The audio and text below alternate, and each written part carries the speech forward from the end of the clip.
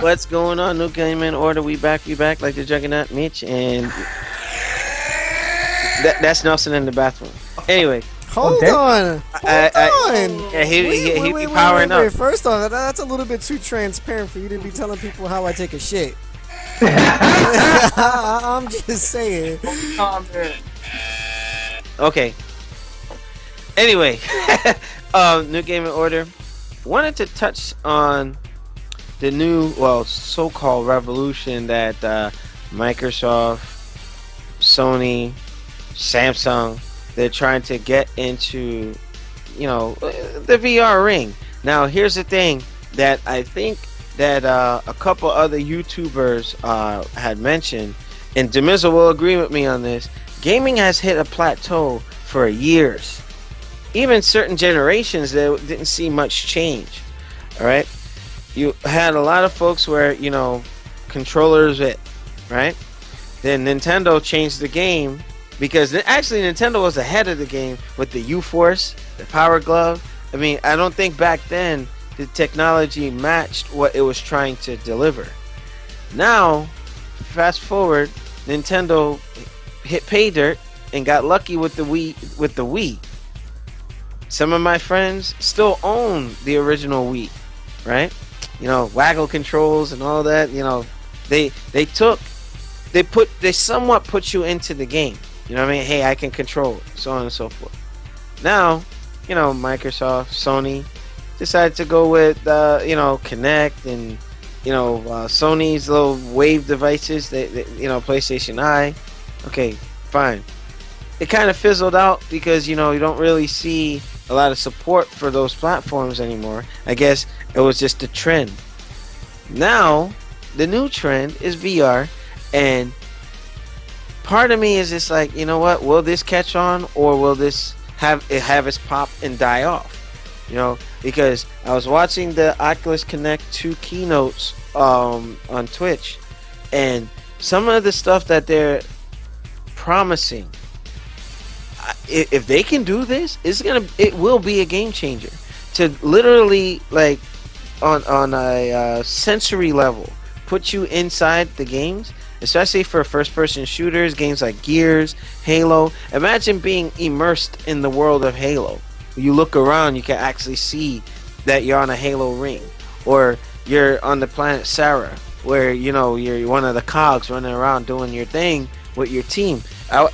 Interesting to look to my left, see Demizzle. Look to my right, see Nelson, Shinwar, like in gameplay. You know what I mean? Now, this is not to be mistaken with the HoloLens. The HoloLens is a separate technology, but man, they're really going for it. And Sony, I think that they only have 100 degrees in terms of perception, but I wanted to open that with Demizzle because he can definitely get into the details with this. And then NYC Playboy is going to talk about Samsung. But Demizzle, what are your thoughts on this impending revolution with the VR? Oculus is really pushing it. They're going to be delivering each unit with a Microsoft controller. Sony, their Morpheus, now PlayStation VR, will also be coming as a separate platform. $400 for the unit, and it comes with a separate power supply. So that's another food for thought. We're gonna find out what the Oculus Rift is gonna cost down the line. But Demizzle, what are your thoughts on gaming finally maybe hitting, getting out of that plateau in terms of innovation, and your thoughts about the VR movement in general? Gaming will still be on a plateau because VR is not the medium to lead it off of that plateau and take it higher. Okay. Like, that's always been the selling point of VR, is like, oh, it's gonna transform gaming into a new space, someplace it's never been. And people, like, we are by and large in our late 20s to mid 30s. And speak for yourself. What? Please, you are you're like 6 months older than I am, Alex. Oh, so another. Okay, all right.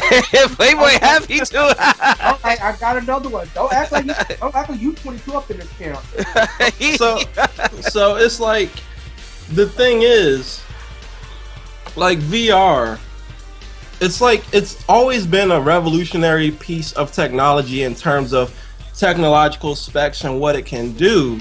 But as far as moving gaming forward, it will never do that because VR has always been limited by you need an outside device in order to interact with the VR world. Unless the holograms become a reality and we don't have the technology to make that. Well, that's where augmented reality comes in, but that's a topic for another podcast entirely. Okay. But it's like things like Sony VR Project Morpheus will never gain Steam, and Oculus Rift will never gain Steam. Like, people will buy them, like the diehard of the diehard. They'll be niche products. Like, those products in terms of mass gaming appeal will never happen. Like, I will honestly say this right now. Sony VR is dead on arrival simply because it's $400.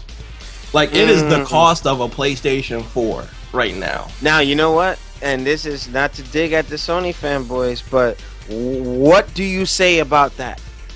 What do you say about that? Because they crucified the Kinect, right? And this is $399 US, right? And it's being pegged as a new platform. So, like, what? Like, really? It's its own standalone device from what I'm hearing, and like, you already own a $400 PlayStation 4. Is the average user who, like, keep in mind, people who buy Xbox Ones and PlayStation 4s are between the age of like 10 and 45. Is that like 12, 13, 14, 15, 16, 17-year-old gonna convince their parents to drop another $400 on a VR headset, which is more than likely going to see very limited software? Because let's be real, every time VR comes out, there's always this, ooh, I gotta make software for VR. We're gonna push it forward. We're gonna push it forward. And then this initial wave of software comes out, and they're technologically marvelous pieces of software, prime examples of what VR should be at the point in time of which they're released. Then, when they don't sell the massive numbers, support drops off. Yeah, because they don't want to take the risk, because it's already expensive in new frontier territory. You don't see the follow-up game. You don't see additional support from companies who are waiting in the wings to see what the first wave did. You don't see that. You don't see.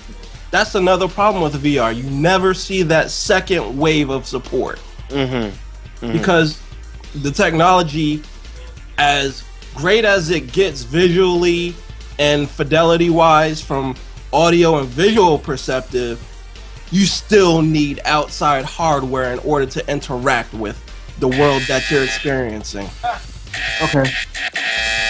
Well, but you know what? That is very true. But you know what? I would not be surprised if the Oculus is around the same price, or a little bit less, just to say, hey, we're cheaper than the competitor. You know? But see, and I think Microsoft is taking the smart route with this by not getting into the VR headset space in terms of gaming, because they realize that it's a loser in terms of gaming. It's not.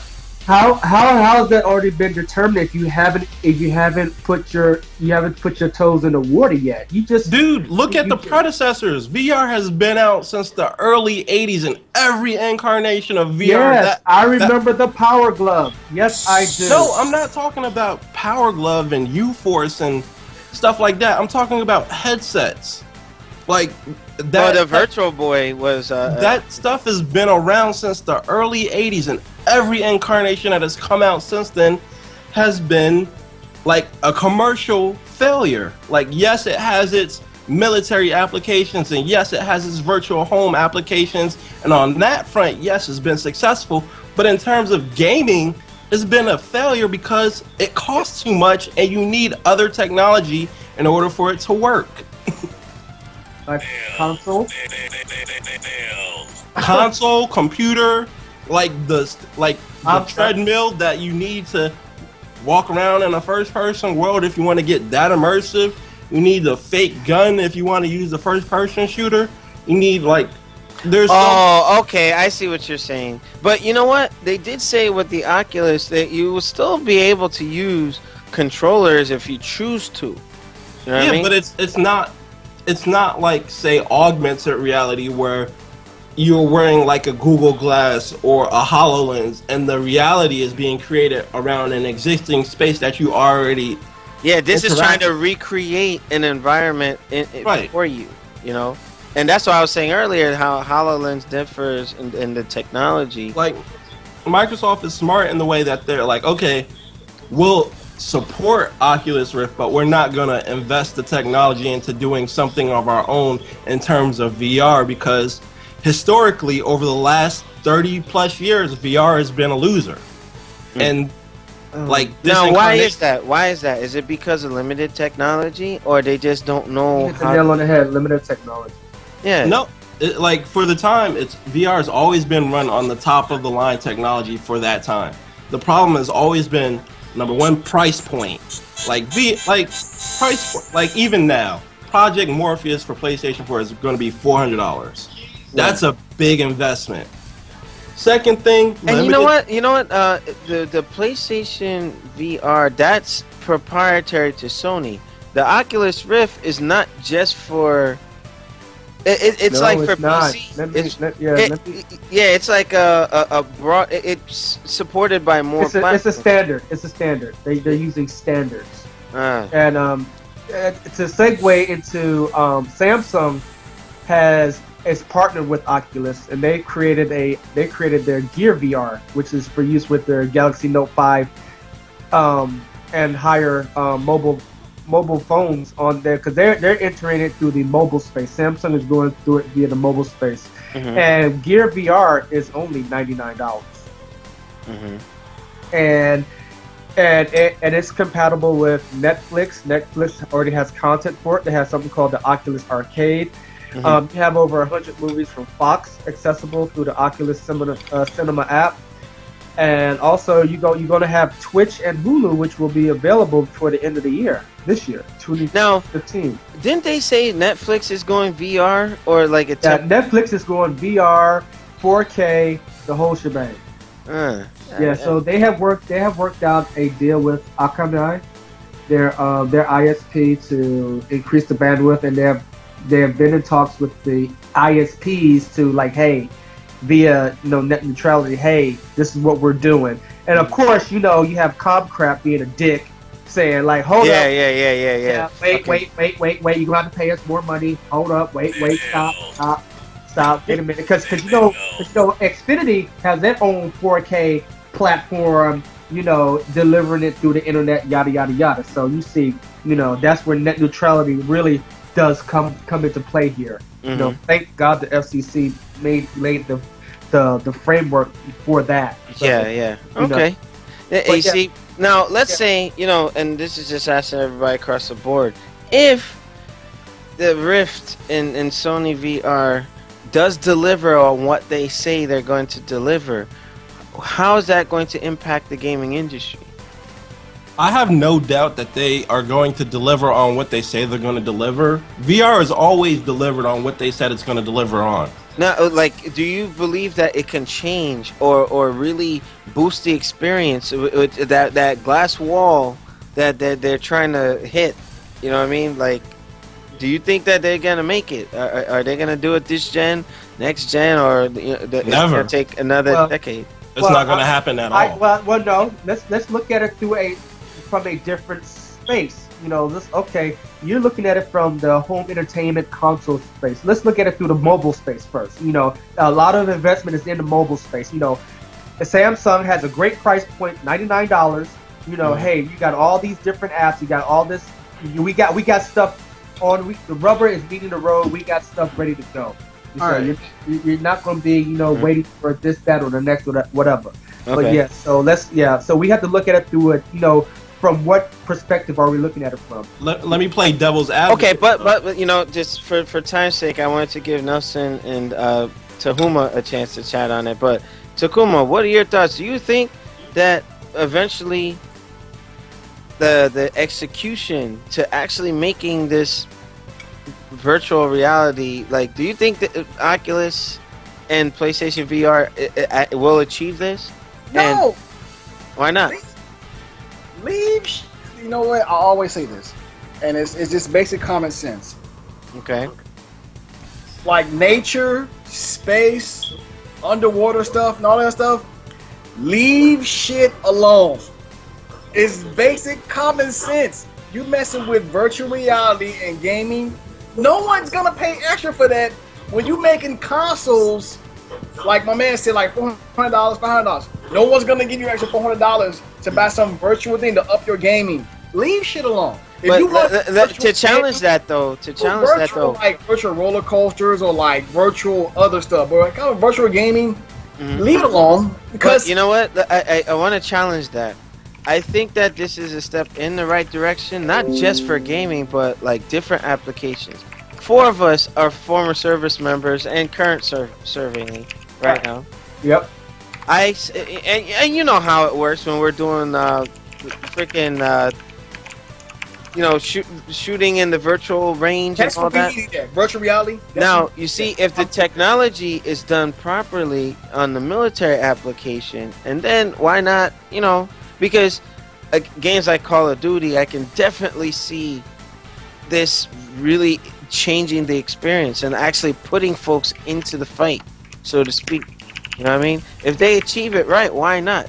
You know what I mean? No, but Alex, here's the thing. Like, as far as military applications, like, there's never been an issue with that. Like, from tank simulators to I've done this combat simulators to jet simulators to submarine simulators. Those things in virtual reality, that application has always pushed forward because there's an actual practical need for that, because it's a safer way to train soldiers outside of a live fire situation that they may not be ready for. What about police, like on the civilian side, and teach them not to go and kick somebody's ass or kill somebody? You know what I mean? Like that's not a live fire issue. That's an issue of being a dick or not being a dick. Yeah, but I mean, putting them in scenarios would work out in VR. If to tell them, hey, don't do this. Some of them are acting out aggressions in real life where they're like, hey, don't do that. This is what can happen. You know what I mean? That's why I would like to see the technology work. Yeah, but as in those arenas, yes, like the technology will be successful because it always has been. Like as I said earlier, like virtual home tours, like virtual vacations, virtual simulators for the military, virtual training devices for surgeons.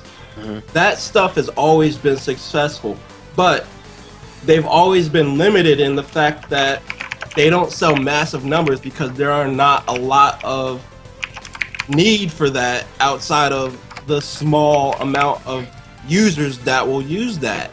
Gamers, but you see, like for games though, like you said, there's a small, like, okay, apply this technology. All right, look first-person shooters. That's the first. That's the baseline for me. But then start to think about like Tomb Raider. If you can actually watch Lara, like, kind of pan around and stuff. You know what I mean? That kind of. But here's the thing. Like, there are about 1.5 active members of the United States military across all branches. Like, then you take into account surgeons, virtual tours of homes and stuff like that. That's only going to be roughly like 3 million of these units sold. Okay. Like, gamers, like right now, there are 27 million PlayStation 4s out there. There are 13 million Xbox Ones out there. There are millions and millions of PC users out there.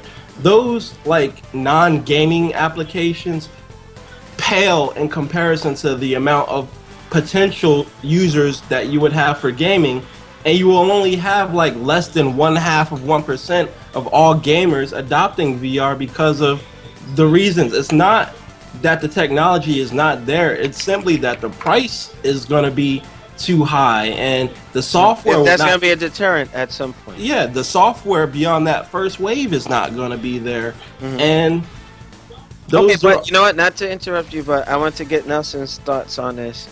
Nelson, with the Oculus and the PlayStation VR, it's safe to say they're gonna be like 400, but 350 to 400 at least, right? That's a little bit too pricey for something that they're trying to get across to the consumer. I mean, look, as what everyone has been saying, I know everyone has their own opinion, but you're making us buy something that's already hurting the pockets of a casual consumer that wants to at least try it out. Even if it's meant for like, let's say like a big corporation like IGN to get like a prototype to test it out, or whomever and shit like that. It's very, you know, breaking in a sense, and not everyone's really ready for virtual reality. Yeah, you may have those soldiers or, you know, doctors that might need to use it for patients and so on to do more safer surgeries. To like the HoloLens. Right, to teach, you know, for better safety and whatnot. But you also have to think about it in the sense like, will this damage anyone? Will this be harmful to the eye? Will this, you know... Like, these things have to be also, you know, taken precaution with, because look what happened with the 3D thing that happened with the Nintendo 3DS. People was actually getting like blind, like their eyes were getting the kids like the depth perception wasn't like, yeah, it was bad, and my friend sadly has fallen victim to it, and now he has to wear glasses because it damaged his eyes that fucking bad. I smell class action lawsuits. So it's really, you gotta, like I said, you gotta be very careful and delicate with this, you know, this VR thing. It may be good to some people in Japan, you know, wink, wink, want to have sex with your cam girl, your dream girl, whatever the case may be. But hit on a right there. If once the porn industry latches on to something, trust me, it's gonna take off. Yeah, I know, right? No, cause y'all think I'm bullshitting. No, it's just like the media war when the HD, DVD, and Blu-ray, wherever porn goes with, that media is gonna win. You know what I mean? You know, HD porn, you don't look at porn the same ever again. Indeed. Just saying, we're all grown folks up in this camp, so don't be acting all prudish. Yeah, we don't want 12-year-olds watching this. Hey, you know what? Hey, it is what it is. All right, so I'm gonna draw this topic to a close. Make sure you rate, comment, and subscribe. Check us out on Newgamingorder.com. And again, another advertising bit for Golden Child Entertainment. Check out Anthony Palmer's photography. I'll leave a link to the description below. Anything else for the good of the group before we move on?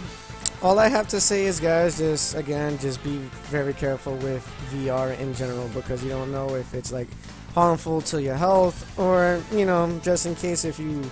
I'm sure they're gonna put the FCC disclaimers. Yeah, but the thing is, they're kind of rushing for this to come out. I mean, the only thing that we had was like gaming related was what, Virtual Boy, and that was like, oof.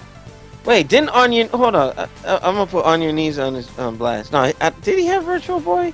I have Virtual Boy. That shit was horrible. Oh wow! God. Didn't they have Street Fighter? They had Street Fighter on there. They had Street Fighter. They had The Simpsons on there. And this shit was like red as shit. They had some booty ass Duck Hunt on there. I was like, oh my god, I can't fucking deal with that. But yeah, just guys, if you got the money, go for it. If you want to be a tester, but if you get your eyes damaged and whatnot, you know, do not blame New Gaming Order. No, hey, you know what? When me and Shinwar and Go can go to Comic-Con, if they have units there, believe me, we're gonna be checking that out, and I'll do like a on the spot. What's Virtual Boy? I'm done, Dragon. Don't ask questions. Don't ask questions. Go on Google. I think he's trolling us in the chat. No, he said that he's 12 years old. Yeah, he said this is the one that says he's 12 years old. Are you serious? Yeah. He's never seen a Friday the 13th movie. He doesn't know what a Virtual Boy... Dude, You're going to learn today. You're going to learn today. Way, like, ahead of us in time when it comes to stuff. Oh, all right. Well, we're going to draw this to a close. Rate, comment, and subscribe, and we'll see you on the next segment. Those who are watching in the chat, enjoy the director's cut, and we'll go into the next segment. Peace.